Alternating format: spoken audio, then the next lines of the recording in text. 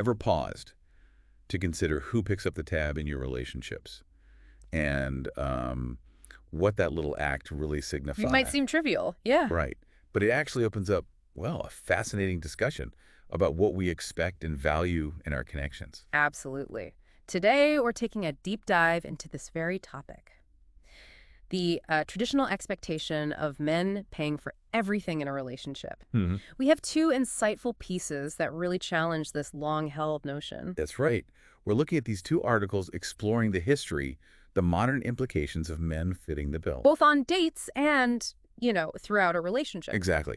And they both offer some really thought-provoking arguments against this being the default. Yeah, they do. Our goal with this deep dive is to really unpack the core reasons why this tradition is being questioned. Okay. We want to understand the underlying issues with the idea of one person consistently paying, particularly focusing on the source's emphasis on men in this role, Right. and explore what the suggested alternatives tell us about how relationships are, well, evolving today. Okay. Let's unpack this then. One of the most immediate arguments that jumps out from both articles is the simple principle of fairness. Yes. It just feels inherently right that things should be equitable, doesn't it? It does. The fundamental point here is that a healthy relationship thrives on partnership. Partnership, yeah. And that includes a sense of equity in various aspects, from who handles the finances to, who takes out the trash, who makes the big decisions. And the articles are careful to point out this isn't about splitting every single expense down to the penny. No, not at all. We're not talking about a friend occasionally treating you, or maybe one partner carrying more of the load temporarily because of circumstances. Exactly. The problem arises when it becomes an unspoken rule. Ah, the expectation. Yeah, an ingrained expectation that one person consistently pays without any real discussion or, mutual agreement. That's where the seeds of imbalance can be sown. Which really highlights the importance of something that, well, it might feel a little awkward. Mm-hmm. Actually talking about money early on. The articles stress that fear of seeming cheap Right. or appearing unable to contribute. That can prevent these really vital conversations. Those anxieties are understandable for sure. But as the article suggests, bringing these potentially uncomfortable topics out into the open early, Yeah. it's actually a sign of maturity. Right, and crucial for long-term stability. Definitely. Establishing those expectations, understanding each other's perspectives, it can prevent a lot of potential resentment later on. Okay, here's where it gets really interesting, I think. One of the articles delves into the historical context of men always paying. And it uses a phrase that really stuck with me. Prehistoric thinking. Could you expand on what the sources mean by that? Well, what's fascinating is the deep connection to historical gender roles Okay. and economic power dynamics. Traditionally, men were positioned as the primary breadwinners, right? Yeah. And there was this often unspoken understanding that women provided other forms of value, other labor.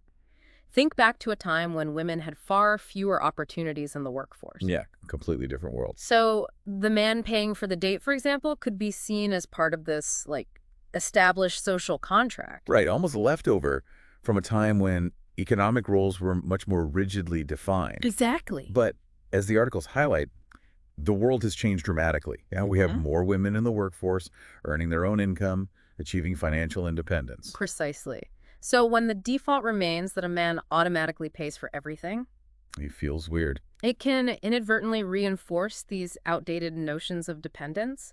It can subtly suggest that a woman's contributions are somehow less valuable, or that she is reliant on the man's financial support. Which really undermines the progress towards true gender equality. Definitely. It's almost like it keeps alive this subtle idea that a woman's worth in the relationship is tied to what the man provides financially, which is definitely a dynamic most modern couples you'd hope, want to avoid.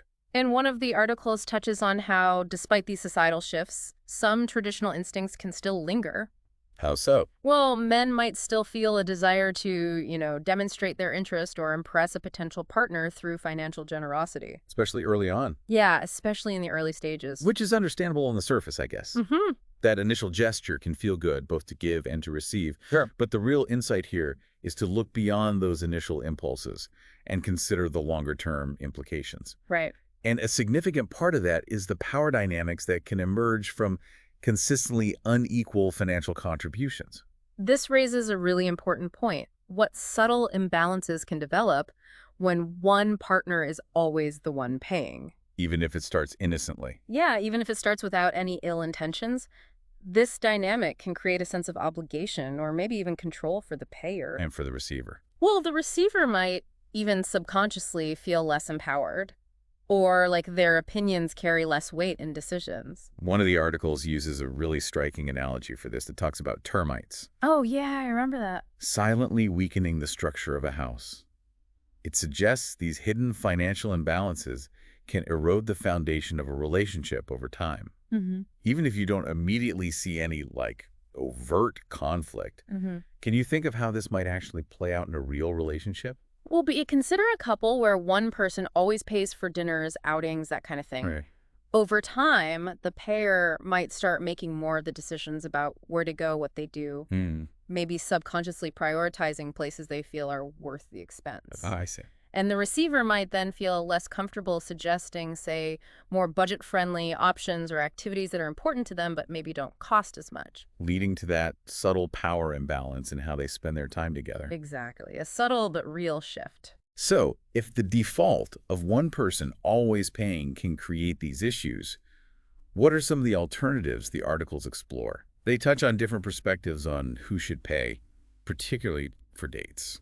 What's interesting is the variety of approaches out there. You have the idea that the person who initiated the date should pay. Regardless of gender. Right.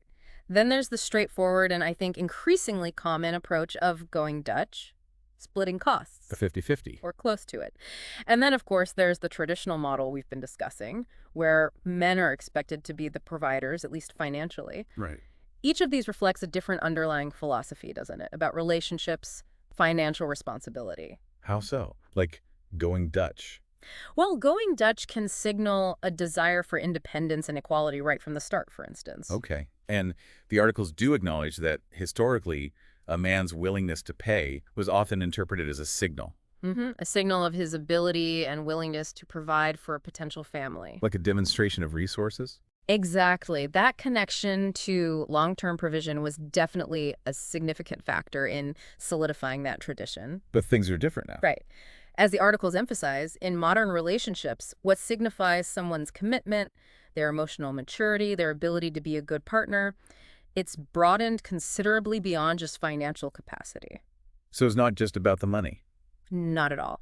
Ultimately, as one of the pieces suggests, the most successful approach is the one that works best for the individual couple, the one they both feel is fair and respectful. It also brings up a really important point about the pressure this traditional expectation puts on men. Oh, definitely. The articles highlight the societal pressure for men to earn more, achieve financial success, almost as a prerequisite for attracting a partner. How does that factor in?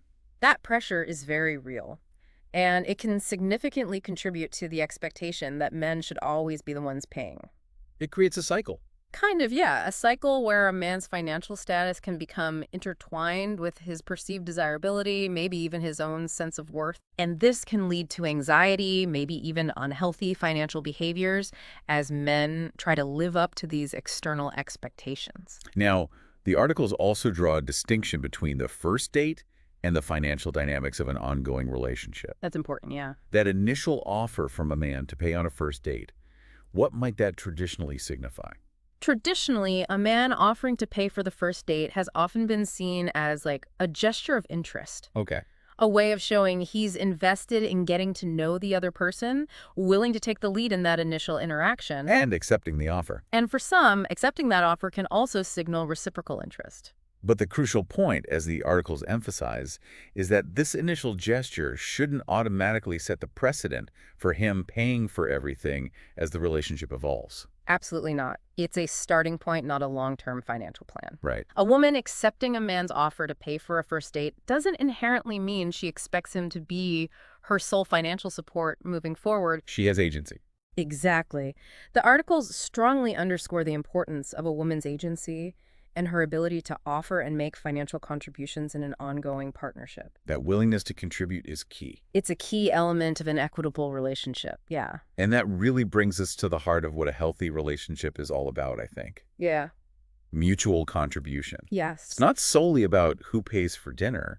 It's about both partners bringing their unique strengths, resources, efforts to the table. In various ways. Exactly. Precisely. A balanced relationship involves both tangible contributions, like finances, Hmm. and intangible contributions, emotional support, managing the household, shared decision-making. The traditional model, where maybe one partner worked outside the home and the other managed domestic responsibilities, Yeah. if that was a mutually agreed upon division of labor, that could even be seen as an example of this balanced contribution, right? That's a good point. Even if one person was primarily handling the finances day to day, the overall contribution was seen as balanced, assuming it was agreed upon. So, the ultimate takeaway seems to be that as a relationship progresses beyond those initial stages, open and honest conversations about finances and shared responsibilities become absolutely crucial. Crucial for building a strong and equitable foundation. Definitely. Exactly. There's no one-size-fits-all answer to who should pay for what. The key is for couples to have those, sometimes challenging, but ultimately vital discussions To find what works for them. to establish a financial dynamic that feels fair, respectful, and sustainable for both individuals. So to wrap up our deep dive, the shift away from the automatic expectation of men paying for everything. It isn't just about splitting expenses. No, it's much deeper. It's deeply intertwined with fundamental principles of fairness, the ongoing evolution of gender roles in society, Mm. and the essential desire for balance and respectful power dynamics between partners. Well said. And at the very core of all this is the absolute necessity of open, honest communication about financial expectations and contributions. That's a perfect distillation of the key insights, I think. It truly highlights how these seemingly simple questions about who reaches for the wallet can reveal much deeper truths about equality and partnership. In our closest Yeah. relationships. Yeah. Now, for you, the listener, maybe take a moment to reflect on the unspoken financial dynamics in your own relationships, past, present, or future. Good idea. What assumptions might be at play? And are those assumptions truly serving the health and balance of those connections? It's definitely something to consider. Indeed. It encourages a deeper examination of what we consider fair and equitable in the, intimate aspects of our lives. And that concludes our deep dive for today. If you enjoyed this deep dive, don't forget to hit that like button, subscribe, and tap the bell so you never miss an upload. Definitely do that. Got thoughts, questions, or maybe some spicy takes? Drop them in the comments. I'd love to hear what you think. Yeah, I would be interested to see the discussion.